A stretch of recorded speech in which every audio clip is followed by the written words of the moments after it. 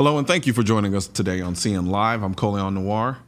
Fake news has been a big issue lately, and whether it's through manipulation or just lack of familiarity, the media continues dropping the ball when it comes to guns. Check out this recent report from NBC. This is a real gun, and anyone can buy it. No background check required. It's perfectly legal. Why? Because it was built from a kit, arriving in pieces. So technically, when it's shipped, it's not a gun.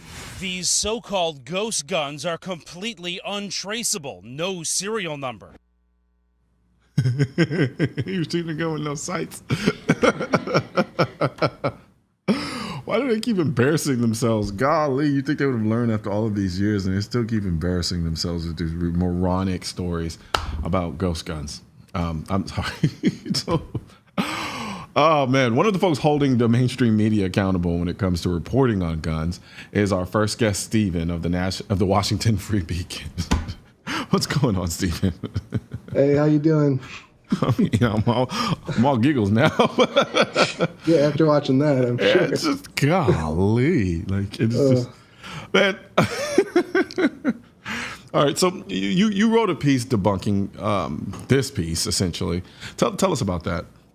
Yeah, I had to waste my time getting the ATF to confirm that felons are still not allowed to possess firearms, despite what NBC News might want to tell people. But essentially they tried to say that if you buy an 80% lower or a ghost gun, that you can complete it yourself, and then it'd be totally legal for you to have that, even if you're a criminal, which is completely and utterly untrue. So I went through and asked the ATF, "Hey, is this untrue?" And they said, "Yes, that's not true."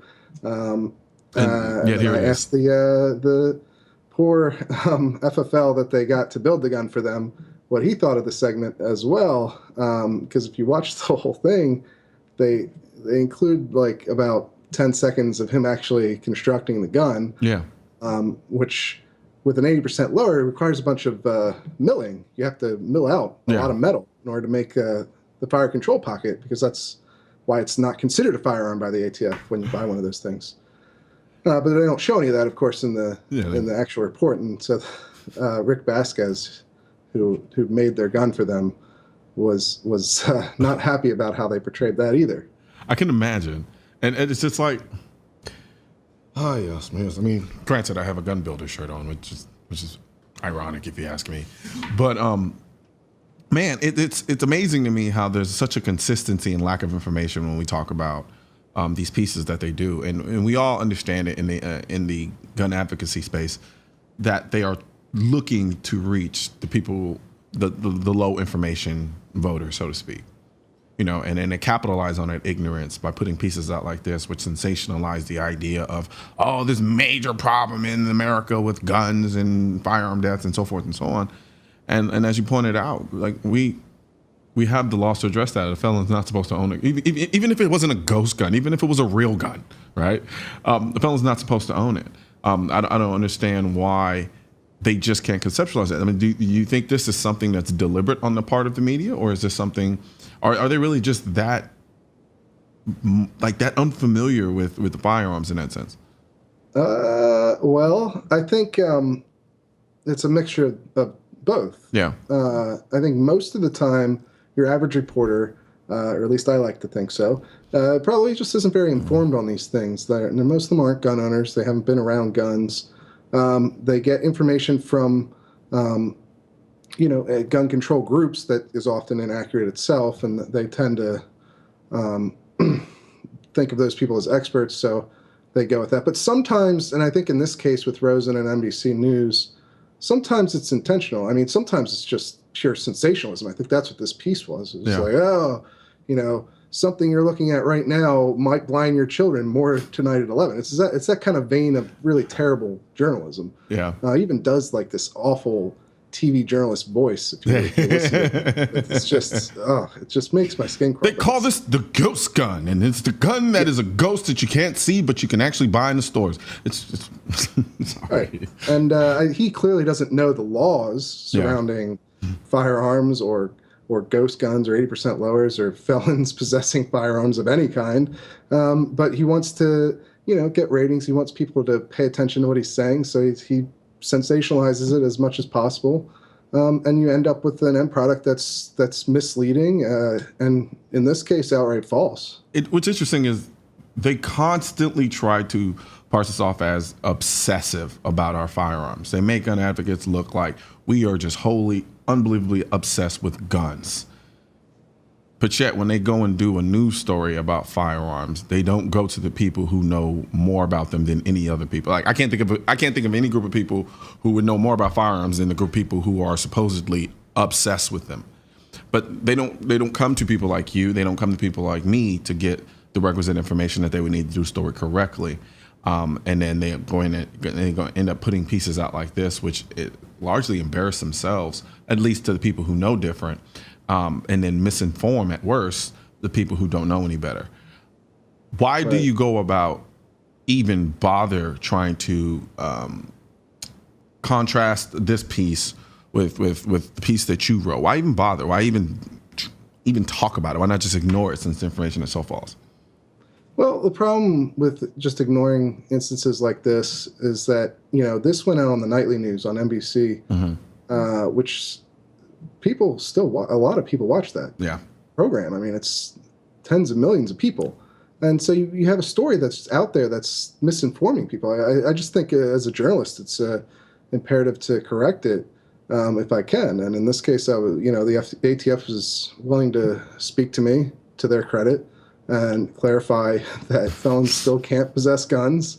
The law hasn't changed there. Yeah. And so, as much as I can counter misinformation like that, I just think it's my job, really. Yeah. No, I absolutely agree with you. I kind of asked the question knowing it was loaded, but in many ways, I have personal friends of mine who are like, why are you always on attack mode when it comes to like certain celebrities? Like I'm working on a piece now to rebut Amy Schumer's little special that she did, and a little rant and tirade that she did about gun nuts or gun owners, so to speak.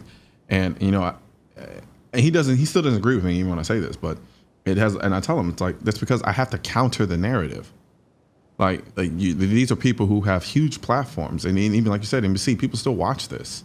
So then we're talking about a mass of people who don't know anything about guns and are pretty much just kind of an empty pot, and then it's being filled with misinformation that's designed to steer their perception of firearms into a certain direction, which is usually negative. So, right. I think it's our responsibility to counter that narrative, because if at least bare minimum, I can say that information's out there, or if they happen to come across it and say, okay, wow, maybe I watched this piece and thought I understood, but maybe I don't. Exactly. And I think as a journalist, who still believes in journalism, that's part of it too for me. Like I want to correct the record. I don't want people getting bad information from fellow journalists. Yeah. So that's part of it for me. Do you think the misinformation on firearms is getting worse, getting better, about the same? I think it's probably about the same it's been for a while. Yeah. I'd like to think that more people who are informed about firearms becoming reporters is helping. People like me, or even like people at places like AmmoLand or Guns.com writing more hard news pieces is helping. Maybe it is getting a little bit better. Yeah, I'd absolutely agree with you. I think, and I always credit the internet for this, because the internet has provided that third outlet for alternative news, so to speak. And another has a negative connotation to it, but nonetheless, we are talking about a space and vein that we wouldn't be able to occupy before. Like if you couldn't do cable news, or you couldn't do regular news, you just didn't have a voice. There wasn't a platform there for you in order to kind of put out or countering the information or the misinformation that's being put out there. So I give a lot of that thanks and credit to the internet, so to speak. And then with the kind of push for most people to start to get their information and news from the internet, that even puts us in a better position. And so I think that's incredibly important for people like you to continue doing what you're doing, keep writing the pieces that you're writing so that you can counter that negative narrative that's out there on firearms. Now, well, I'm doing my best, you know? Yeah. Now, what's some of the most common mistakes in reporting on guns that you've seen? Oh, all kinds, right? I mean, like I said before, I think a lot of it is based off of ignorance, like you mentioned. You know, so you get a lot of reporters don't know the difference between semi-automatic and fully automatic, which is kind of a huge difference. Yeah. To anyone who's ever shot a gun. A lot of people don't know the correct definition of a assault rifle. Yeah. You get that a lot with ARs.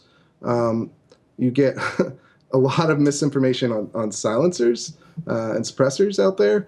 You know, it really runs the gambit, just everything. Really, I mean, just from the smallest little detail that it's like you could have looked this up and figured it out. It's not hard. You know, all the way up to complicated federal law like this NBC piece, because federal gun laws are not super simple. But it's something that you can research as a reporter and figure out. Yeah, and the interesting thing is I think a lot of gun guys get a bad rap for being overly pedantic about things regarding firearms, and it's like, no, you have to understand something. Like these differences, though minor to you, are incredibly important. Like you said, the difference between an assault weapon and an AR-15 is huge. Like it's huge. So, you know, they say, oh, guys, you're so obsessive with details and all these little bits. But we have people on the other side using the lack thereof of this information to advocate banning them. You know, so though the detailing may seem small, the effects or the lack thereof of understanding of such a small detail result in a very big conclusion. And, you know, and as far as I'm concerned, I say we should continue in that direction and continue basically correcting people whenever we see fit, because that knowledge is incredibly powerful. Yeah, and I think that, you know, in any policy debate, it's important language is important. Words mean things still. I mean, you can't have someone informed on an issue if they don't know the basic terminology. And if you're perpetuating that as a journalist, as a reporter, you're part of the problem, really. Absolutely. Well, let's take a quick break, and then when we come back, let's continue our discussion and then talk about the piece you wrote on regarding silencers.